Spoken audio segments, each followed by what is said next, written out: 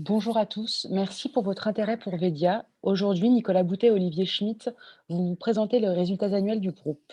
À l'issue de la présentation, vous pourrez poser vos questions. Pour cela, deux adresses. La première, vedia@aelium.fr ou encore via le chat de Zoom. Messieurs, je vous laisse la parole. Eh bien, merci beaucoup, Valentine. Bonjour à toutes et tous. Alors, audience effectivement qualitative, limitée, mais qualitative. Peut-être que certaines personnes nous rejoigneront en cours de route, mais l'idée est effectivement de vous présenter les résultats du groupe, les résultats pour 2020. Et avant de passer aux résultats, l'idée est effectivement de représenter très rapidement Vedia, puisque certains nous connaissent déjà et d'autres un peu moins bien. Donc, comme disait Valentine, Olivier, directeur financier, et moi-même, sommes ravis d'être là pour présenter et répondre à vos différentes questions. En termes de de fiches d'identité, très rapidement, Vedia qui s'inscrit comme acteur de l'expérience client, du commerce digital, mais j'aurai l'occasion d'y revenir dans cette présentation. C'est aujourd'hui une solution SaaS. C'est 120 collaborateurs sur Paris, Bordeaux, Francfort et New York. Aujourd'hui, on a le plaisir de compter plus de 240 marques clientes et qui ont des utilisateurs éparpillés dans plus de 80 pays. Donc, une activité et une solution résolument internationale. En termes de chiffres, le chiffre d'affaires sur 2020 s'élève à 15,7 millions d'euros, ce qui représente une croissance de 42%. Et Olivier rentrera plus dans le détail, mais tous nos résultats sont en forte croissance sur l'exercice passé, l'exercice 2020. Et enfin, et pour finir, et c'est important dans notre domaine, Vedia est une société et une solution qui est régulièrement listée par les plus grands analystes tech que sont Forrester et Gartner en termes de visibilité et de reconnaissance. Ce sont effectivement des éléments importants dans notre métier et dans notre domaine d'activité. Voilà pour la fiche d'identité très rapide. J'ai parlé de clients, c'est important effectivement de préciser que notre métier, c'est d'aller vendre aux sièges sociaux, là où ils sont installés. C'est pour ça qu'aujourd'hui, on travaille avec des marques françaises comme Pierre Fabre, Danone ou Royal Canin. En Allemagne, on a su convaincre des acteurs comme Merck et encore plus récemment Volkswagen, qui devrait d'ailleurs apparaître sur cette slide. Et sur les États-Unis, nos clients les plus éminemment connus sont des sociétés comme Colgate, Estée Lauder ou plus récemment Harley-Davidson. Encore une fois, c'est quand on vend aux sièges sociaux que l'on est capable d'avoir ce déploiement international et cet usage international de la solution. Un petit mot sur la vision, elle est importante parce que c'est ce qui gouverne notre développement, c'est ce qui gouverne la roadmap produit, c'est ce qui gouverne le positionnement marketing et commercial. La vision est assez simple, elle était peut-être un peu moins évidente il y a une dizaine d'années, elle s'est affinée au fil du temps, mais globalement, aujourd'hui, je ne surprendrai personne en disant qu'une marque, quand elle veut vendre, quand elle veut engager ses consommateurs, ça passe aujourd'hui par de la communication visuelle, ça passe par des photos et des vidéos. Donc, être capable de diffuser tous ces contenus visuels sur les différents canaux de communication d'une marque et a fortiori être capable de les adapter ou de les contextualiser en fonction du device, c'est-à-dire la contextualisation technique, mais aussi en fonction de l'audience, être capable de pousser tel contenu plutôt que tel autre en fonction de la personne à qui on s'adresse, c'est primordial pour les marques aujourd'hui parce que c'est ça qui va créer de l'engagement, c'est ça qui va développer leur propre business. Et aujourd'hui, Vedia s'inscrit résolument dans cette logique qui est de contribuer, d'animer l'expérience des utilisateurs ou des clients de nos clients. Voilà. Donc cette vision, encore une fois, c'est elle qui, au quotidien, drive nos équipes, à la fois sur le développement produit, mais également dans les approches marketing et commerciales qui sont primordiales pour notre développement. Voilà très rapidement sur cette première présentation, enfin cette introduction. Maintenant, on va revenir effectivement sur l'exercice 2020 en essayant d'expliquer en quoi Vedia a su finalement surmonter une période difficile pour tout le monde, hein, qui est toujours la crise épidémique. En quoi notre modèle s'est avéré très résilient et très puissant et comment effectivement on a pu produire une croissance de 42% du chiffre d'affaires et de 128% du résultat opérationnel courant si on ne parle que de lui. Alors, position stratégique dans la crise, pourquoi ? Là aussi, c'est sans doute des éléments d'information ou de langage que j'ai déjà pu utiliser, mais c'est important de rappeler que, d'une part, les contraintes logistiques imposées par la crise n'ont pas été un souci pour Vedia. Le télétravail, on le pratiquait depuis longtemps. Donc ça, c'est le premier point. Le deuxième point, c'est qu'effectivement, on a la chance de travailler avec une clientèle grand compte. Alors, même si certains projets ont pu être un peu ralentis, certaines décisions ont pu être ralenties, bah, on est quand même face à une clientèle qui a su finalement survivre face à la crise épidémiologique. Donc ça, c'est important. On a une position multisectorielle, donc si certains secteurs ont pu sembler plus touchés par la crise que d'autres, bah, finalement, ça s'équilibre plutôt assez bien puisqu'on travaille avec des acteurs qui sont présents dans le retail, dans les produits de grande consommation, dans l'industrie qui a résolument accéléré sa transformation digitale ces derniers mois, dans la banque assurance, dans l'automobile. Donc vraiment, cette position multisectorielle est aussi une force pour Vedia, pour le groupe Vedia dans ces moments compliqués. Et puis enfin, et c'est le plus important, comme je le disais, aujourd'hui, on aide nos clients à non seulement gérer et organiser les dizaines ou centaines de milliers de photos, vidéos qui participent ou qui contribuent à la promotion de leur marque ou de leurs produits, mais au-delà de les gérer, stocker, de les organiser, on les diffuse également sur leurs différents canaux de communication, à commencer par leur site de e-commerce. Ce qui nous donne évidemment un caractère très stratégique et ce qui fait que ce n'est pas des solutions qu'on remplace comme ça du jour au lendemain et encore moins finalement en période de crise ou d'incertitude. Voilà, donc une position résiliente, fortement résiliente et stratégique dans la crise passée et encore en cours malheureusement.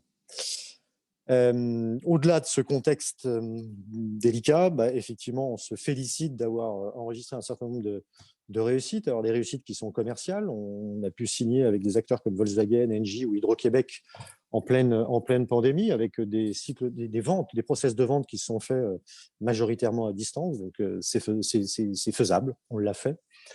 On a, comme je le disais, à partir du moment où on diffuse les contenus photo-vidéo de nos clients sur leur site de e-commerce, bah, on a de fait surfer sur la croissance de ces sites de e-commerce. Dans notre modèle économique, un des métriques est directement indexé sur le trafic des sites.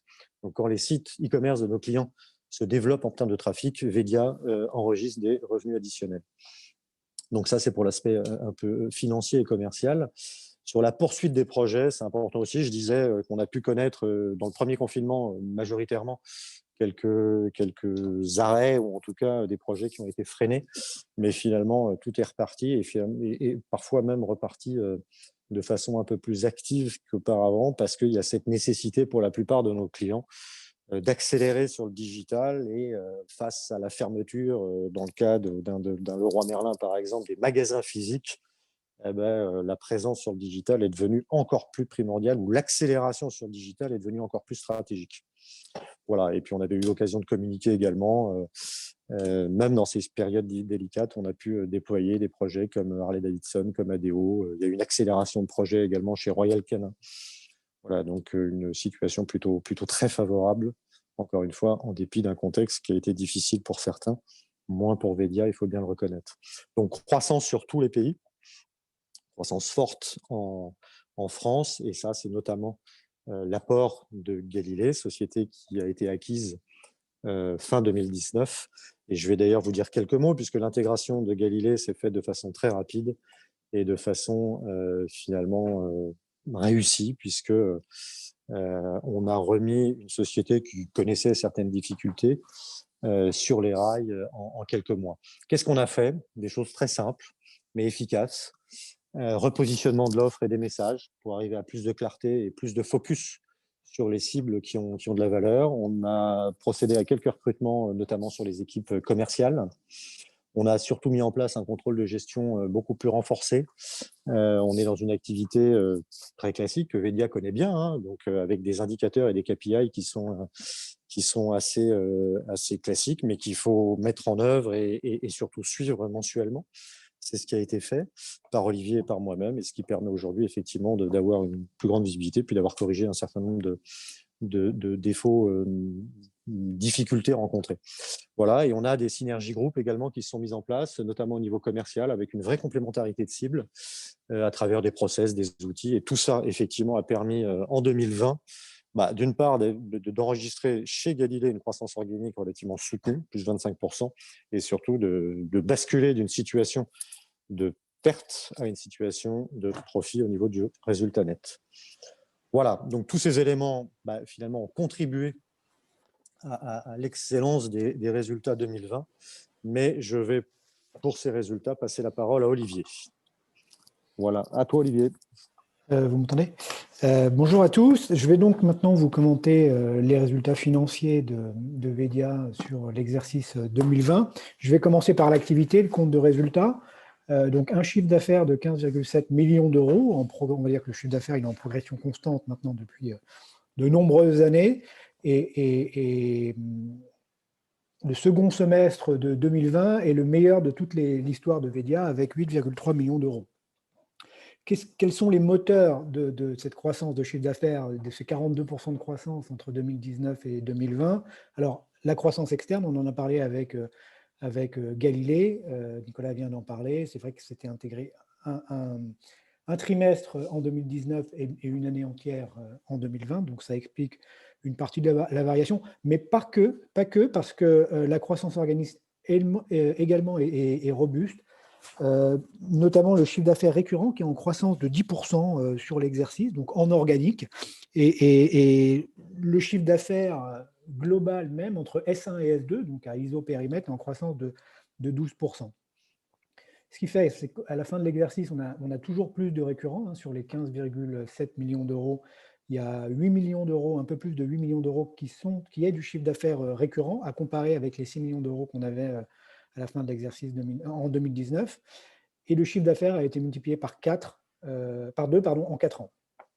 Voilà. Sur la rentabilité, elle est également en très forte progression. Si on regarde le EBITDA, donc en progression de 60%, mais en taux de EBITDA, progression de 20 à 22% entre 2019 et 2020. Pour quelles raisons? Maîtrise de la croissance des charges d'exploitation, que ce soit les charges externes et les frais de personnel. On a essayé de faire en sorte de les rationaliser pour qu'ils correspondent bien à notre activité.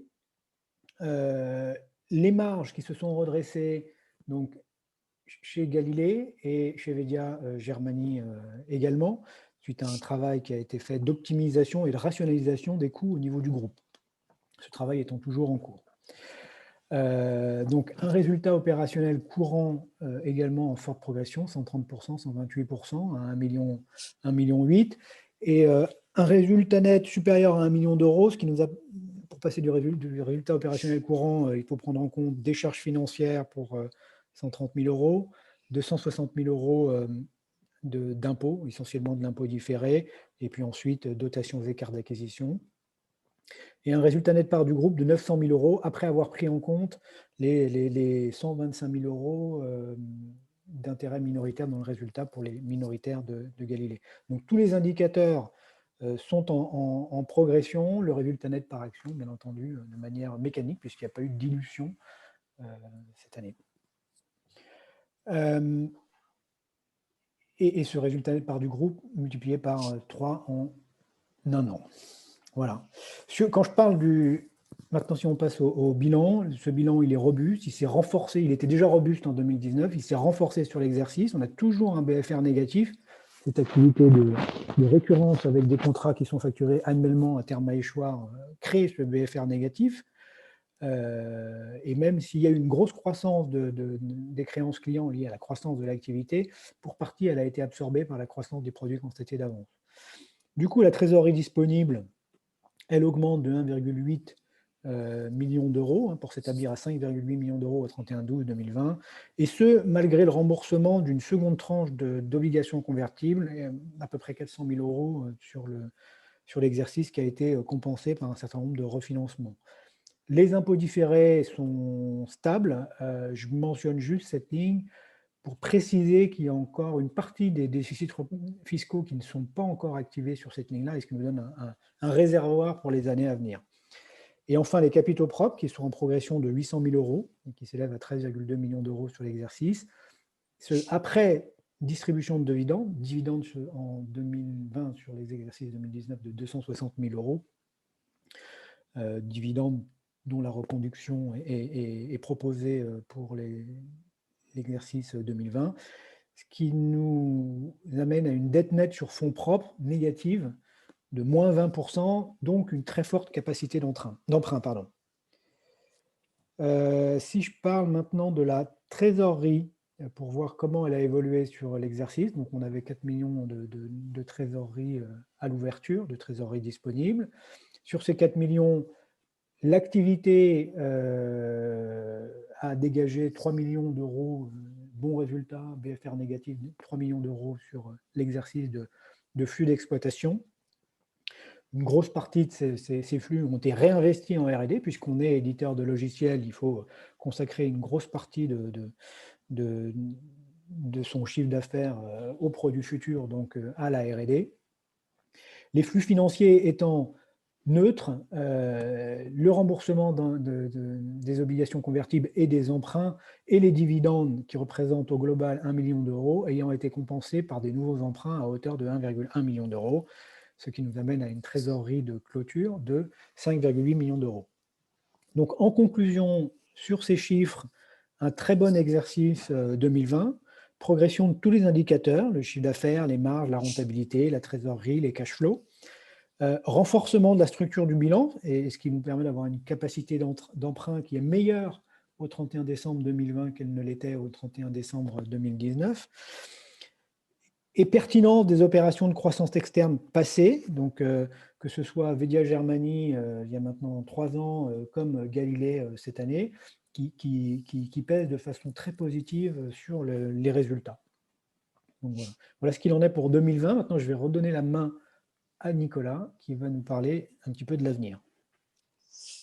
Merci. Oui, effectivement. Alors, les perspectives pour 2021 et surtout à moyen terme 2024. Pour rappel, on a doublé le chiffre d'affaires entre 2016 et 2020. Et je déflore un peu ce que je dirai dans quelques minutes, mais on se fixe le même objectif pour 2021-2024. Donc, doublement du chiffre d'affaires. Alors, pourquoi on a à la fois cette confiance et sur quoi on s'appuie pour avoir cette confiance dans le développement de Vedia? Sur 4 points qui nous semblaient importants de mentionner. D'abord, la solution, comme disait Olivier, éditeur de logiciels, donc notre offre, notre produit logiciel est ce qui dégage de la valeur auprès de nos clients. La base installée client, les dispositifs, notamment sales et marketing qu'on a mis en place ces dernières années ou ces derniers mois pour Galilée, et effectivement un marché qui est en consolidation et sur lequel on pense et on sait avoir un rôle à jouer. Si je reviens sur ces différents points, en ce qui concerne la solution, je vais vous parler de roadmap. J'aime bien le faire parce que c'est ce qui nous anime et quelque part, c'est ce qui est gouverné par la vision que je décrivais juste avant. Aujourd'hui, effectivement, il s'agit plus simplement d'être un outil de productivité ou de production en stockant et organisant des contenus photos, vidéos, mais il s'agit bien d'être ce moteur digital de l'expérience client avec 3 pans primordiaux. Le premier, c'est la diffusion. Donc, on est sur des sujets qui sont assez techniques. Comment fait-on en sorte de diffuser sur des devices hétérogènes dans les différents pays du monde avec des problématiques parfois de bande passante, une photo ou une vidéo avec la meilleure qualité possible, la meilleure performance possible. Donc, c'est à la fois des approches logicielles, des approches d'infrastructure. C'est quelque chose qu'on maîtrise aujourd'hui parfaitement bien. Rien que pour rappel, on a diffusé plus de 20 milliards de contenus le mois dernier sur les différents canaux de communication de nos clients. Point 2, c'est une fois qu'on diffuse, la valeur sous-jacente est primordiale, c'est cette capacité à mesurer l'efficacité de ces contenus. Aujourd'hui, à chaque fois que ces contenus sont diffusés sur des sites web, des sites de e-commerce, des blogs, on va pouvoir mesurer quels ont été les contenus qui ont été vus ou pas vus. Est-ce que sur une vidéo, elle a été lue complètement ou pas, avec audio ou pas audio? Est-ce qu'une photo a été zoomée, a été partagée sur des réseaux sociaux, si c'est autorisé? Et surtout, quels étaient les contenus présents dans une page web au moment de l'achat, au moment de la mise au panier? Quand on a toutes ces informations, toute cette data analytique, on est capable de dire à nos clients, voilà ce qui marche moins. Focalisez-vous sur ces contenus qui ont énormément de valeur pour la promotion de vos marques, pour la vente de vos produits. Ça, c'est le deuxième point. Et le troisième pan vertueux du modèle que nous déployons au fur et à mesure chez nos clients, c'est cette capacité, une fois qu'on a mesuré ce qui marchait bien, à se dire, non seulement on sait ce qui marche bien, mais maintenant on va vous aider presque à la volée à proposer, en fonction de l'audience, du contexte, du device, du pays, du domaine, etc., le visuel qui va bien, avec un fond d'écran qui va être automatique, un fond de photo qui va être automatiquement changé, une vidéo qui va être croppée en vertical plutôt qu'en mode portrait plutôt qu'en mode paysage.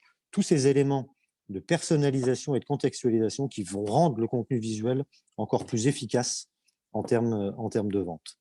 Voilà comment se situe la roadmap, voilà comment on organise effectivement les évolutions produits en rappelant qu'on livre une nouvelle version toutes les 7 semaines, ce qui nous donne beaucoup d'agilité et d'itérativité, si ça se dit, auprès de nos clients. Ça, c'est le premier point. Cette confiance dans l'avenir repose sur la vision et la stratégie produit. Le deuxième point, c'est la base installée. On l'a beaucoup évoqué.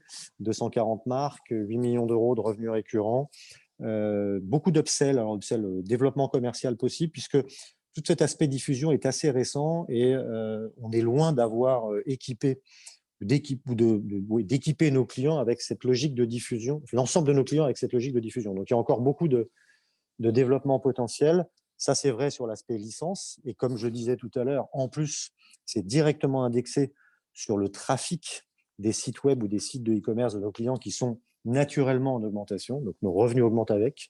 Et puis, sur l'aspect service, c'est non négligeable. C'est pas négligeable non plus, puisqu'en fait, sur les 9000 jours prestés par le groupe l'année dernière, il y a plus de 6500 jours qui sont, sans être garantis contractuellement, sont néanmoins des évolutions de maintenance applicative, développement sur la base installée.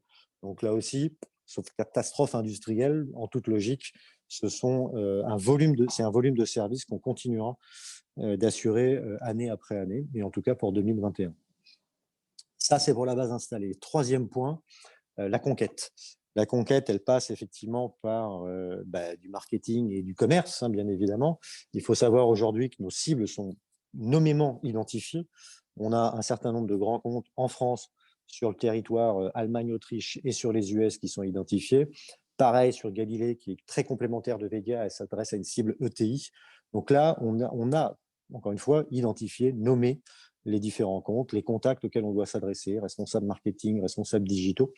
Donc, ce travail-là nous permet effectivement d'avoir un marketing très ciblé.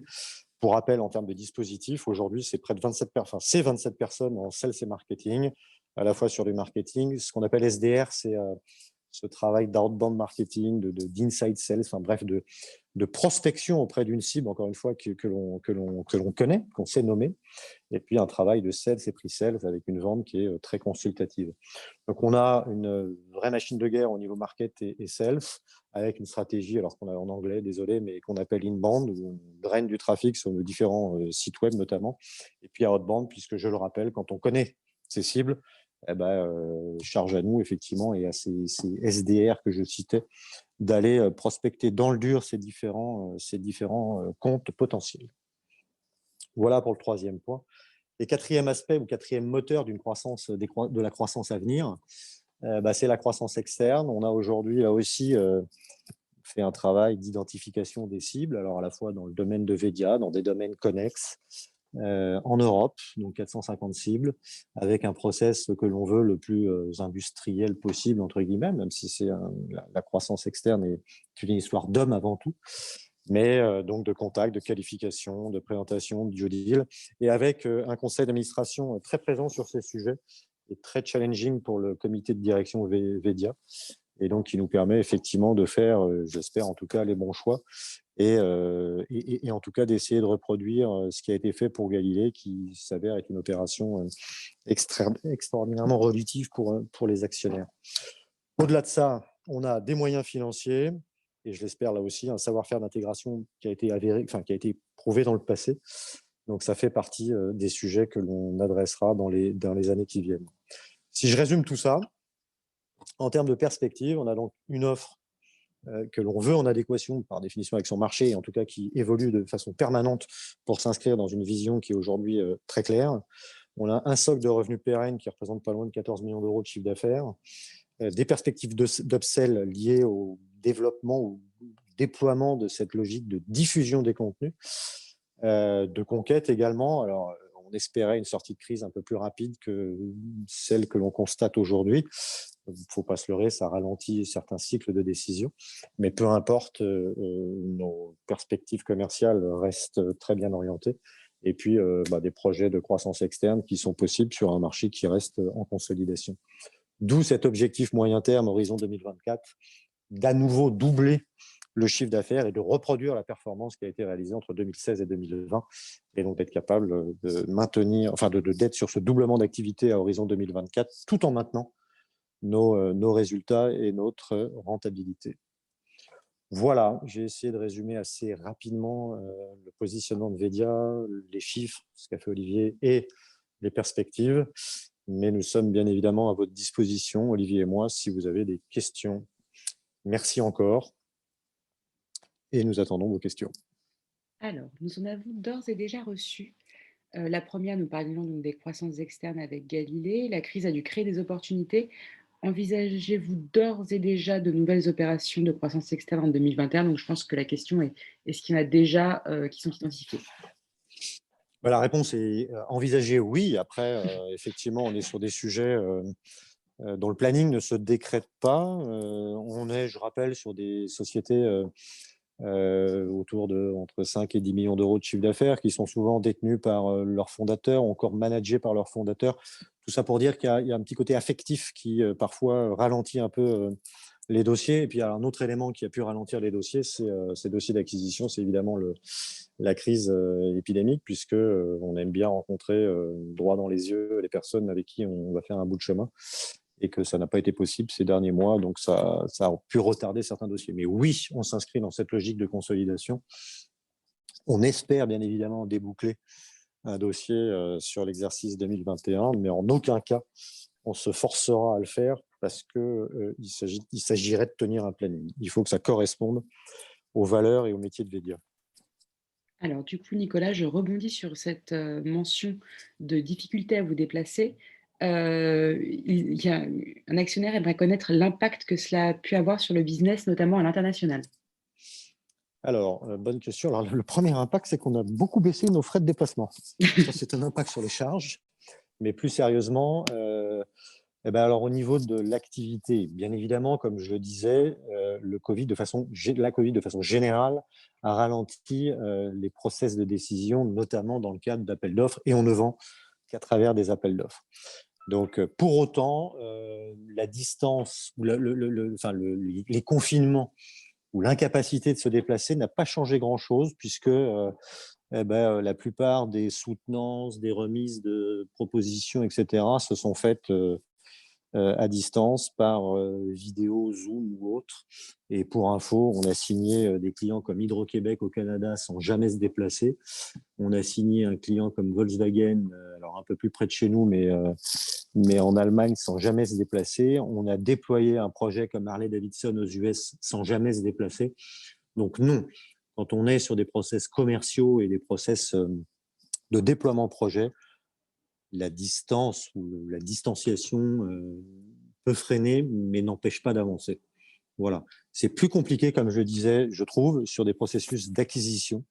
Je ne sais pas pourquoi, mais voilà, on a besoin de se voir, on a besoin d'échanger, et là, pour le coup, droit dans les yeux et pas simplement à travers une conf call, même vidéo.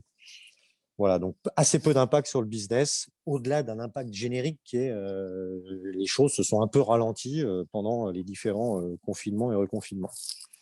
Et pour mettre quelques chiffres sur ce que vient de dire Nicolas, le chiffre d'affaires hors France, entre 2019 et 2020, il a progressé de 10%, sachant que pour le coup, il n'y a pas d'effet de variation de périmètre puisque Galilée réalise l'intégralité de son chiffre d'affaires en France.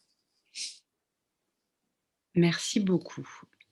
Une autre question, y a-t-il un risque client en 2021?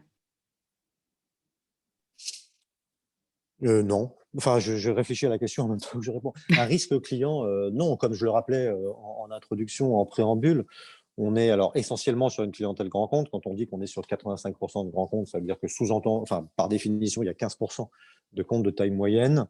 Dans ces comptes de taille moyenne, le risque pourrait être estimé un peu supérieur à celui des grands comptes. En l'occurrence, on a refait un tour de portefeuille, enfin, on refait régulièrement une revue de portefeuille. Aujourd'hui, on n'a pas de risque anticipé sur nos clients. Après, on a de façon assez classique un churn annuel qui est compris entre 5 et 7% par an. Bon, il n'y a pas de raison d'être accéléré sur l'année 2020, loin de là. On est plutôt dans une approche un peu conservative. Et enfin, il peut y avoir quand même des effets de base. On a eu bizarrement pendant le Covid des clients avec lesquels l'activité, notamment projet, s'est fortement intensifiée. Il n'est pas dit du tout. Enfin, il n'est pas dit. Il serait assez logique que sur certains de ces clients-là, le même niveau d'activité ne se maintienne pas. Je pense notamment à un client important chez Galilée, qui est Royal Canin, et qui très logiquement, avec lequel très logiquement on ne reproduira pas l'exercice 2020, mais ça sera compensé par d'autres clients. Voilà, donc pas de risque identifié à ce jour, enfin, pas de risque spécifique lié à la situation sur nos clients. Dans la même veine, quel impact aura le ralentissement évoqué sur l'activité 2021? C'est toujours un peu difficile de faire des Bien sûr. prévisions à court terme, notamment dans la période actuelle d'incertitude et d'incertitude quant à la sortie définitive de crise. Encore une fois, elle ralentit les processus de décision.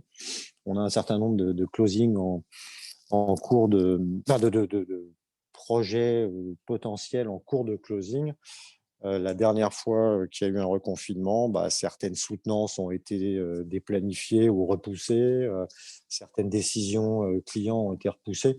Voilà, donc on n'est pas à l'abri que ce qu'on avait anticipé pour signature fin Q1, Q2 soit plutôt Q3. Et dans notre domaine, un décalage de quelques mois, c'est une reconnaissance de revenus décalée de quelques mois aussi. Donc fatalement, on subira ces contre-coups. Après, de façon tout à fait évidente, ce sera bien évidemment pas possible de reproduire la performance 2020 pour toutes les raisons qu'a mentionné Olivier, à commencer par les effets de consolidation. Voilà à ce stade ce que l'on peut dire sur l'exercice 2021, sachant encore une fois, en tout cas au niveau de Vedia, ce qui nous semble important, c'est la trajectoire. Et la trajectoire à 3-4 ans, c'est effectivement de poursuivre et de viser ce doublement de chiffre d'affaires, ce qui nous semble complètement réaliste au regard de l'activité, du positionnement Vedia, des potentiels de consolidation aussi.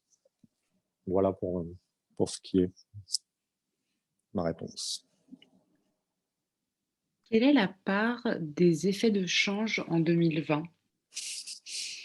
Je souris parce qu'on en parlait tout à l'heure. Aujourd'hui, on facture essentiellement en euros ou indexé sur l'euro, même si on a effectivement de la facturation aujourd'hui en dollars, en livres, en dollars canadiens. Voilà, donc on a, alors majoritairement c'est le dollar US qui rentre dans la part des facturations en devises. Mais il faut savoir que dans le même temps, on a aussi beaucoup de dépenses, notamment d'infrastructures chez Amazon, etc., ou d'autres, qui se font en dollars. Donc, on a des flux qui sont, si ce n'est équilibrés, en tout cas assez conformes. Donc, il n'y a pas d'impact majeur sur l'échange aujourd'hui. Voilà. Très bien. Monsieur Delcaire, vous aviez souhaité prendre la parole pour poser une question. Vous avez donc la parole. Oui, bonjour à tous. Est-ce que vous Bonjour. m'entendez correctement? Très bien. Très bien. Oui. Alors d'abord, je voulais vous féliciter et féliciter toutes les équipes parce que les résultats sont au rendez-vous, la stratégie se met en œuvre, le rachat de Galilée est très évolutif comme vous l'avez souligné. Donc déjà, bravo à tous. Merci, je transmettrai avec plaisir. C'est la première chose. Alors j'ai plusieurs petites questions, je vous les donne toutes rapidement. Les premières sont très simples. Sur Galilée, est-ce qu'il reste des minoritaires? Ça, c'est ma première question, parce que vous en avez parlé un moment. Deuxième question, vous avez remboursé les convertibles, ça veut dire qu'elles n'ont pas été converties, mais pour moi, une obligation convertible, justement, compte tenu de la hausse des cours, elle aurait dû être convertie en actions, ou l'intérêt, en tout cas en théorie, du porteur d'obligations convertibles, c'est de la convertir. Donc, peut-être une explication, ça c'est ma deuxième question. La troisième question, c'est Forrester, Gartner. Est-ce que vous pouvez rappeler le segment ou la niche d'activité dans laquelle ils vous classent et un petit peu les concurrents qui mettent dans ces mêmes Magic carrés, ces carrés magiques, je crois.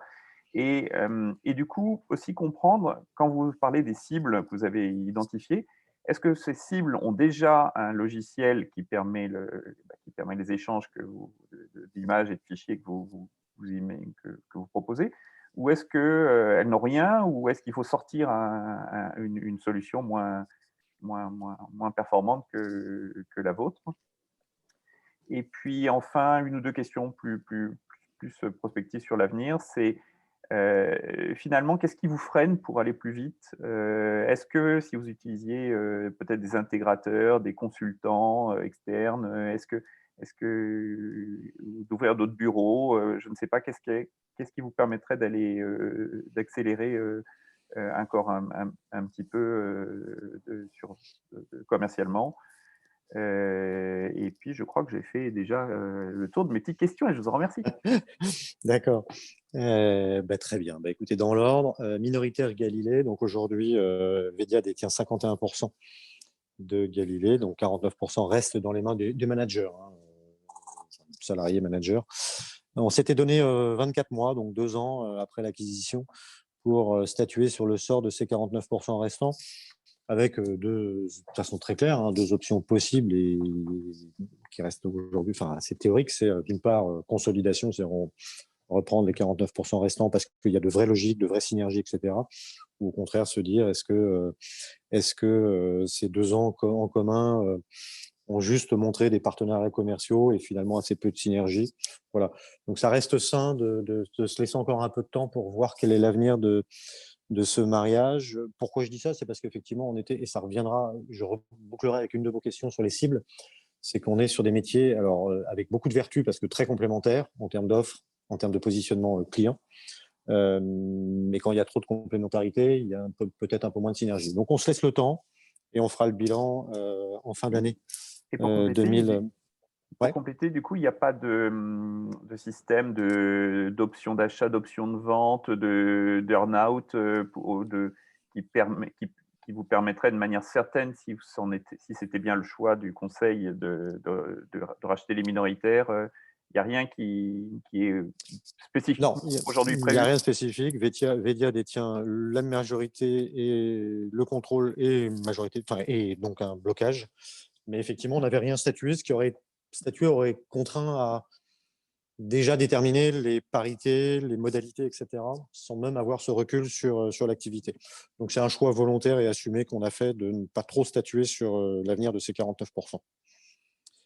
J'espère que l'avenir nous donnera raison. Mais on verra.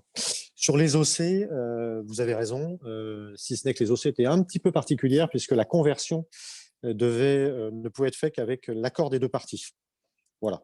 Donc, ce qui explique que nous avons décidé de rembourser plutôt que de convertir, même si effectivement le trigger, le cours de conversion aurait pu être intéressant pour l'émetteur. Non, pas pour l'émetteur, pour le fonds. Le fonds Voilà porteur, c'est Isatis ou c'est C'était NextStage? Isatis. Non, Isatis.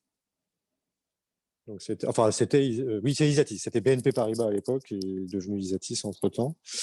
Et donc voilà, donc il y avait un remboursement en 3 tranches. 2 tranches ont été remboursées. La dernière sera remboursée en juin 2021, donc cette année. Concernant Forrester et Gartner, on rentre dans 2 cadrans. Le Digital Asset Management, ou DAM pour l'acronyme, qui est véritablement ce qui nous caractérise, et un cadran qui est un peu plus englobant, peut-être un peu moins marketé aujourd'hui, qui est le Marketing Resource Management, MRM. Voilà, donc comme les 2 cabinets aiment faire des choses différentes, il y en a un qui doit nous mettre dans la catégorie du Digital Asset Management et l'autre dans la catégorie du Marketing Resource Management. Avec qui sommes-nous listés? Le marché a assez peu changé dans les 5-6 dernières années, donc on retrouve régulièrement les mêmes concurrents. En gros, il y a 2 typologies de concurrents ou d'acteurs listés par les Gartner Forrester. Il y a quelques gros acteurs que sont essentiellement Adobe et OpenText, qui sont des multigénéralistes du software et qui font beaucoup de choses, dont ce que fait Vedia. Alors, les axes de différenciation, on est plus spécialisé, donc a priori plus pertinent. En tout cas, c'est ce qu'on nous reconnaît, que ces gros acteurs multigénéralistes. Et après, on va retrouver une dizaine d'acteurs de type Vedia en termes de positionnement international, en termes de chiffre d'affaires, en termes de taille d'équipe, etc. Alors des acteurs européens ou des acteurs américains. Donc il y en a quelques-uns en Allemagne, des gens comme Kanto, Cellum en Hollande, Binder aux États-Unis, Whedon ou Mediavalet au Canada. Donc voilà, on a un certain nombre de concurrents qui, encore une fois, il n'y a pas de nouveaux entrants ces dernières années. On reste sur quelque chose d'assez, en termes sur le top 10, hein, en tout cas un top 10 qui reste relativement bien récupéré, pérenne. Alors, je rajouterai une troisième catégorie d'acteurs qui n'est pas dans le Gartner et pas dans le Forrester, sont souvent des acteurs ultra locaux, donc des solutions franco-françaises ou germano-allemandes ou américano-américaines, et donc là, qui sont plutôt sur des tailles d'équipe et de revenus bien inférieures à celles de Vedia, mais qui peuvent nous embêter parfois sur certains appels d'offres. Donc voilà pour la typologie, les typologies de concurrents qu'on peut retrouver. Dans ces concurrents, à part les gros, peu sont cotés. Il y en a un qui est coté, c'est l'acteur canadien, Mediavalet. Donc, ce qui fait toujours une référence en termes de valo à regarder. Voilà. En termes de cible logicielle, alors cible d'acquisition. Alors oui, il y a trois types, on va dire, il y a trois catégories de cibles que nous visons en termes d'acquisition. Il y a les quasi-concurrents directs. Donc là, on va se retrouver. Alors, l'avantage, on a le même ADN, des positionnements très similaires, c'est immédiatement opérationnel en termes de sales et marketing. L'inconvénient, c'est évidemment l'overlap ou en tout cas le recouvrement sur la partie logicielle. C'est des choses qu'on a déjà vécues dans le passé, hein, donc on sait gérer. Parfois, ce qu'on conserve, c'est l'expertise fonctionnelle et les équipes historiques R&D se mettent à travailler sur du Vedia. Parfois, on garde des briques entières parce qu'effectivement, elles ont un vrai savoir-faire et l'intégration est possible entre les différents composants logiciels. C'est l'avantage du SaaS, hein. On n'est pas obligé de tout homogénéiser pour des raisons d'exploitation de façon immédiate en tout cas. Donc voilà, donc là, c'est les avantages et inconvénients de ce type de cible, on les connaît bien. Le deuxième type de cible, c'est des acteurs éditeurs de logiciels complémentaires. Donc là, alors je vais rentrer dans les acronymes, mais quand on vend du DAM, donc du Digital Asset Management, on est très souvent accolé à des outils qu'on appelle PIM, donc de Product Information Management. Ça peut être une cible de développement. On aime bien regarder des acteurs logiciels qui viennent un petit peu en aval de notre positionnement business, donc plus près du business de nos clients. Donc des outils d'analyse statistique, d'A/B testing, etc. Alors, il faudrait détailler parce que ce n'est pas forcément des wordings que vous connaissez, mais en tout cas, on regarde côté aval s'il n'y a pas des modules logiciels qui viendraient compléter et se rapprocher de cette logique de diffusion des contenus, de scoring des contenus, d'analyse de ces contenus, voire de génération automatique de contenu. Voilà. Et puis, un troisième typologie de cible potentielle qui ressemble un peu à ce qu'on a fait avec Galilée, qui était assez nouveau d'ailleurs en termes d'acquisition. C'est plutôt sur la logique intégrateur. Donc, les avantages, très forte complémentarité, on ne se marche pas sur les pieds. Les inconvénients, on les connaît, on déplace un peu plus le curseur vers du service. Mais quelque part, ça apporte aussi des marchés. C'est des gens qui ont une forte connaissance, quand on prend un intégrateur spécialisé, une forte connaissance de nos métiers, de l'expertise, des attentes de nos clients, etc. Donc, ça a aussi de la valeur. Voilà, donc aujourd'hui, on ne s'interdit rien. On a dans le passé fait à peu près les trois types d'acquisition, de consolidation que j'ai pu citer. Et encore une fois, on en voit bien les avantages et les inconvénients. Alors, puisque je parle d'intégrateur, ça me permet de reboucler sur votre cinquième question, qui était comment aller plus vite. Et vous citiez effectivement les intégrateurs. Oui, c'est le cas. Alors, ça peut permettre d'accélérer la visibilité.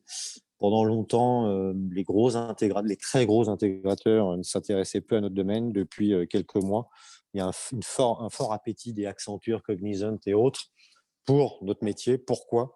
Parce que ça devient très stratégique dans la chaîne de valeur de nos clients, dans l'écosystème de nos clients. Donc, même s'il n'y a pas des milliers de jours à vendre sur nos solutions, il y a un intérêt stratégique. Donc, on a pas mal de discussions actuellement. Et puis, on a des intégrateurs spécialisés dans le domaine du digital asset management. Et donc là aussi, on commence à travailler avec un certain nombre d'entre eux, mais on a beaucoup de progrès à faire sur ce terrain-là. Donc après, quoi d'autre peut nous permettre d'accélérer ? On a beaucoup profité c'est pas le mot, mais on a anticiper une reprise forte de l'activité en travaillant sur nos positionnements marketing, sur nos équipes, sur nos dispositifs, sur nos process, sur nos outils. Voilà, donc on espère que la fin de crise permettra une accélération des projets ou des attentes de nos clients. Et là, le dispositif marketing qu'on a mis en place peut nous permettre d'aller plus vite. Alors après, comme vous le disiez, on peut effectivement investir sur l'ouverture de nouveaux pays. Ce n'est pas des sommes très conséquentes, mais c'est mettre en place un marketing un peu plus local et puis des équipes commerciales locales, puisqu'il s'agit d'aller vendre à des personnes du cru. Donc la localisation est effectivement importante. Voilà, j'ai répondu rapidement, mais Oui. n'hésitez pas s'il s'agit de compléter. Non, juste un complément parce que en fait, je me suis mal exprimé dans ma question. Quand je parlais des cibles, c'était plutôt les clients, du côté des clients. Est-ce que les clients finaux que vous prospectez, est-ce qu'ils ont une solution ou que vous allez remplacer ou est-ce qu'ils n'ont D'accord, rien pardon. Ah oui, C'était oui, ça ma question plutôt. j'ai très mal noté et très mal compris. Aujourd'hui, sur les grands comptes, on n'est pas en primo-équipement, on est plutôt en génération 2 ou génération 3. Ça veut dire quoi? Ça veut dire que dans la plupart de ces comptes, alors peut-être hormis quelques grands comptes industriels qui seraient en primo-équipement, pour tout le reste, il y a eu souvent des initiatives que je qualifierais de départementales, c'est-à-dire une business unit, un pays, une marque au sein d'un groupe aura fait le choix d'une solution et puis l'autre marque à côté aura fait le choix d'une autre solution. Donc on se retrouve souvent dans des projets dont la vocation est aussi de migrer une solution départementale en une solution d'entreprise. Voilà, donc ça, c'est globalement la situation de nos clients. Sur le marché qui est plus celui de Galilée, des entreprises de taille moyenne, là, on est plutôt en primo-équipement. D'accord. Et enfin, j'ai 2 petits points, mais j'espère que ça ne va pas fatiguer les autres participants qui Ne vous veulent inquiétez pas. peut-être poser d'autres questions. Vous avez une politique de dividendes, ce qui parfois peut surprendre parce que dans les éditeurs de logiciels, souvent l'argent est gardé pour la croissance. Est-ce que ça correspond, alors je vous en félicite, mais est-ce que ça correspond à des besoins de vos actionnaires d'être rémunérés sous forme de dividendes pour nous aider à comprendre cette politique? Ça, c'est le premier point. Et le deuxième, c'est sur aussi 2021, sur une forme de prudence. Qu'est-ce qu'on pourrait imaginer comme, alors on n'aura pas 42% de croissance, on est d'accord, mais qu'est-ce qu'on pourrait imaginer comme croissance organique sur 2021 de manière qualitative? Merci. Alors, sur le premier point, sur le versement de dividendes, non, il n'y a absolument aucune demande de la part de nos fonds concernant le versement de dividendes. C'est juste une politique que nous avons mis en œuvre il y a quelques années et à laquelle je tiens. On distribue un intéressement qui représente 20% du résultat courant avant impôt. Et la vocation a toujours été de dire, on distribuera autant aux actionnaires qu'aux salariés. Et vice-versa. D'accord. Voilà. Donc cette politique vaut ce qu'elle vaut, mais elle me tient à cœur. Et c'est pour ça que depuis des années, on a ce mérite. Sur l'aspect prévision, alors, notre conseil financier, Jérôme et Aelium, m'invite toujours à de la prudence quant aux prévisions. Alors effectivement, on ne fera pas 42%, parce que d'une part, ça a intégré un mécanisme de consolidation. Je vais juste qualitativement répondre. On est sur un modèle qui a un peu d'inertie. C'est-à-dire que l'upsell, ou le développement, ou la reconnaissance de revenus se fait souvent l'année qui suit l'année de closing.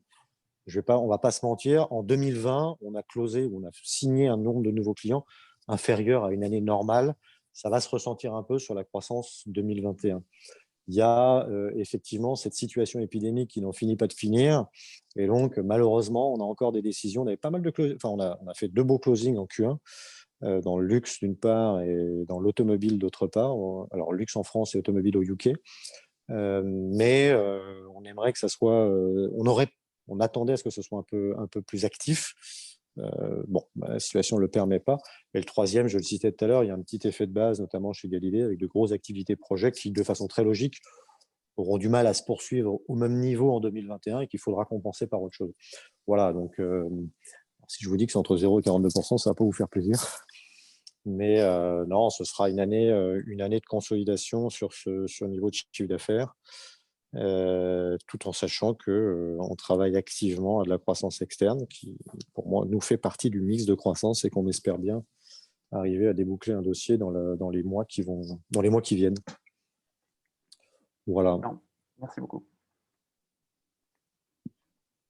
Y a-t-il d'autres questions? Vraisemblablement non, je n'en ai pas reçu d'autres ni sur le chat ni sur notre adresse. Je J'ai pense encore qu'il ne nous reste pas. Ah, un allô? petit point. J'ai encore un petit point. Ah, pardon. Non, mais effectivement, s'il n'y a pas d'autres questions, j'ai encore un Allez-y. petit point. On a vu un événement, un accident industriel terrible. C'est un ou deux serveurs OVH à Ouais. Strasbourg. On voit tous les jours des sociétés qui annoncent des ransomware, des fuites de données terribles. Est-ce que est-ce que ça vous empêche de dormir? Quelles sont les réponses? Quel est votre degré de confiance par rapport à ces risques qui sont devenus soudainement majeurs dans l'industrie? Quel est votre commentaire, s'il vous plaît? Alors, donc vous avez raison, ça fait partie effectivement des analyses de risque que l'on conduit et qu'on met à jour régulièrement. Alors, concernant le cas très spécifique d'OVH, on a côté Galilée encore quelques serveurs chez OVH, mais notre directeur technique, et alors là, ça date d'il y a 5-6 ans maintenant, avait catégoriquement refusé de déployer des serveurs sur Strasbourg parce qu'il avait clairement identifié le risque incendie et l'absence de mesures efficaces. Et des Alors, planchers en bois. c'est toujours facile de dire ça a posteriori, mais en l'occurrence, voilà. Donc, aucun de nos serveurs n'a été touché. Et en plus, on est en train de les migrer sur AWS, donc Amazon. Donc, aujourd'hui, on a un mix Amazon et Azure pour des raisons diverses. Qui font partie effectivement des leaders aujourd'hui du hosting. Est-on à l'abri? J'espère. Je peux pas vous. Effectivement, il y a des catastrophes industrielles, ça arrive.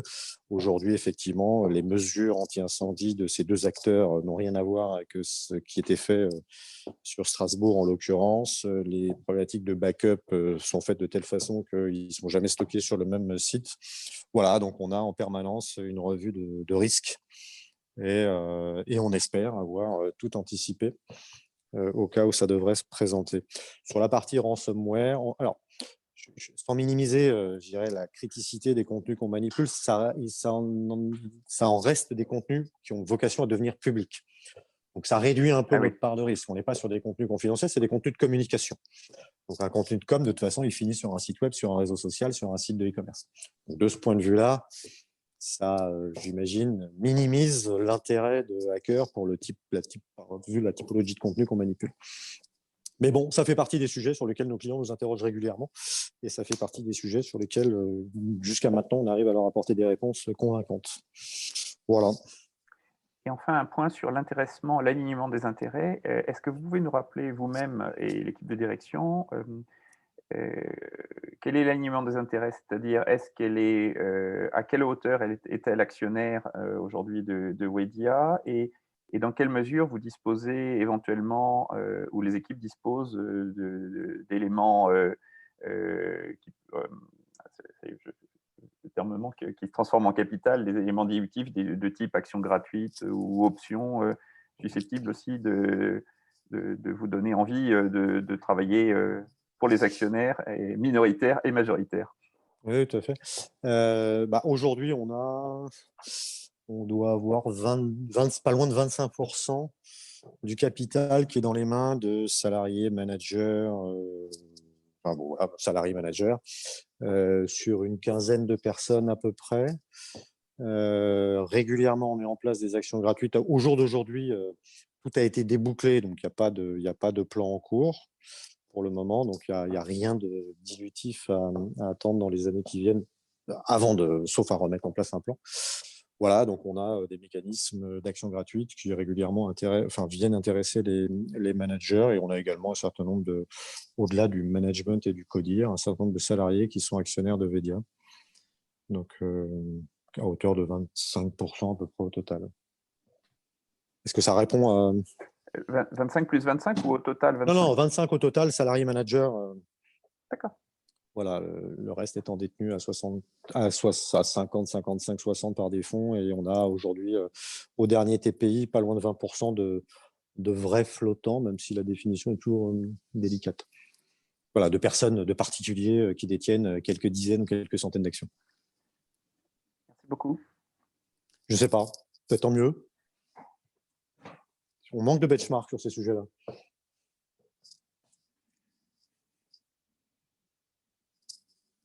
Allô? Monsieur Delcaire, avez-vous encore une question? Non, j'en ai plus, merci et Merci merci beaucoup. beaucoup à tous pour l'ensemble de ces réponses. Bah, merci à vous. Très bien. J'actualise, nous n'avons pas Ok. reçu de nouvelles questions, ni sur le chat, ni sur l'adresse mail, donc je pense que nous avons fait le tour. Eh bien, merci à tous, à toutes et à tous. Merci beaucoup. Et encore une Merci. fois, n'hésitez pas à nous solliciter, Olivier et moi. On sera ravis de répondre à toutes vos questions et demandes. Absolument. Merci à tous et Merci. bonne journée. Merci. Très bonne journée. Bonne journée. Merci, à bientôt. Au revoir.